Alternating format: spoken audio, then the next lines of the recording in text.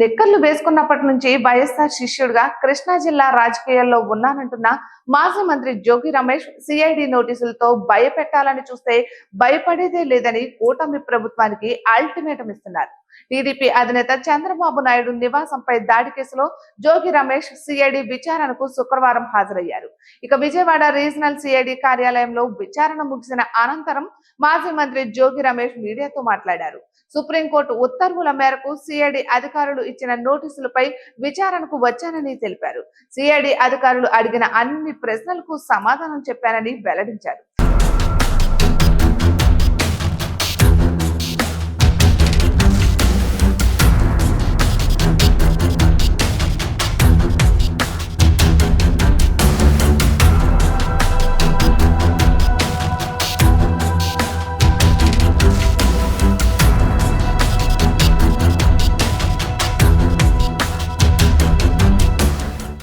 అయితే నాడు అయ్యన్న పాత్రుడు మాట్లాడిన మాటలపై చంద్రబాబు ఇంటి వద్ద నిరసన తెలపడానికే వెళ్లారని, దాడి చెయ్యలేదు అని పేర్కొన్నారు. 10 నెలల పాలనలో టీడీపీ అట్టడుగు స్థానానికి వెళ్లిందని జోగి రమేష్ విమర్శించారు. అధికారం ఉందని విర్రవీగి కేసులు పెట్టాలని చూస్తున్నారని, ఇదంతా తాత్కాలికమని గుర్తు పెట్టుకోవాలని హెచ్చరించారు. ఇక పరిపాలన చేయమని ఓట్లు వేస్తే రాష్ట్రంలో దోపిడీలు, హత్యలు, మానభంగాలు జరుగుతున్నాయన్నారు. అధికారం కోసం కొట్లాటకు దిగుతున్నారని, దోచుకోవడం కోసం ఆరాట పడుతున్నారని విమర్శించారు. పీఠంపై కొడుకు ఎక్కాలా, దత్తపుత్రుడు ఎక్కాలా అన్న చర్చ రాష్ట్రంలో నడుస్తోందంటూ జోగి రమేష్ సంచలన వ్యాఖ్యలు చేశారు. ఇక నోటీసులతో తాము ఏమీ చేయలేరని, మళ్లీ అధికారంలోకి వస్తామని ధీమా వ్యక్తం చేశారు. లోకేష్, రెడ్ బుక్ ఎంతకాలం పట్టుకుని తిరుగుతావు, ఏదో ఒక రోజు దానిని మడత పెట్టుకోవాల్సిందే అని మండిపడ్డారు. భూమి గుండ్రంగా తిరుగుతుంది, ఎల్లకాలం ఒకేలా ఉండదని, 1 లేదా 2 ఏళ్లు రెడ్ బుక్ పట్టుకుంటారని, 5 ఏళ్లు పట్టుకుని తిరుగుతారా అని నిలదీశారు. ఇక ఉవ్వెత్తున ఎగసిన పతాకంలో వైసీపీ తిరిగి మళ్లీ అధికారంలోకి వస్తుందని మాజీ మంత్రి జోగి రమేష్ ధీమా వ్యక్తం చేస్తున్నారు. వైసీపీ హయాంలో చంద్రబాబు ఇంటిపై వైసీపీ నేతల దాడి తీవ్ర కలకలం సృష్టించిన విషయం తెలిసిందే. జోగి రమేష్ భారీ కాన్వాయ్తో ఉండవల్లిలోని చంద్రబాబు నివాసంపై దాడికి తెగబడ్డారు. ఈ కేసును ప్రస్తుత కూటమి ప్రభుత్వం సీరియస్ గా తీసుకుని సిఐడి దర్యాప్తునకు ఆదేశించింది. ఇక ఈ క్రమంలో జోగి రమేష్ కు నోటీసులు ఇచ్చిన సిఐడి అధికారులు ఈ రోజు విచారణకు రావాల్సిందిగా అందులో పేర్కొన్నారు.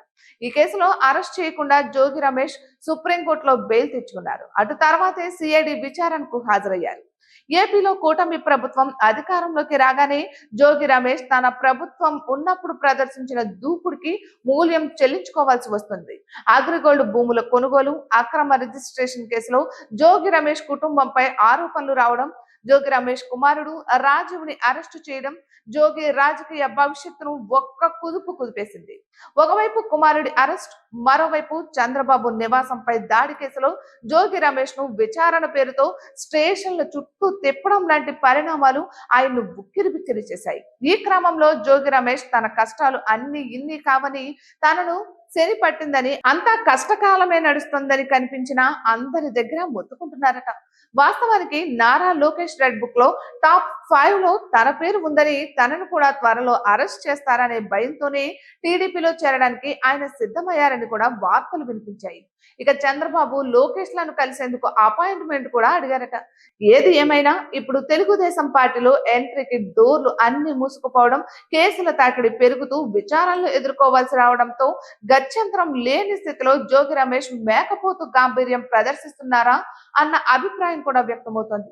అంతా ఆయన అనుకున్నట్లు జరిగితే ఈ పాటికి పసుపు చొక్కా వేసుకుని తిరిగేవారని, ఇప్పుడు ఆ ఛాన్స్ లేకపోవడంతో జైలు జీవితానికి మానసికంగా సిద్ధమవుతూ ఆ ప్రెస్టేషన్ లో మళ్ళీ నోటికి పని చెబుతున్నారంటున్నారు నిపుణులు.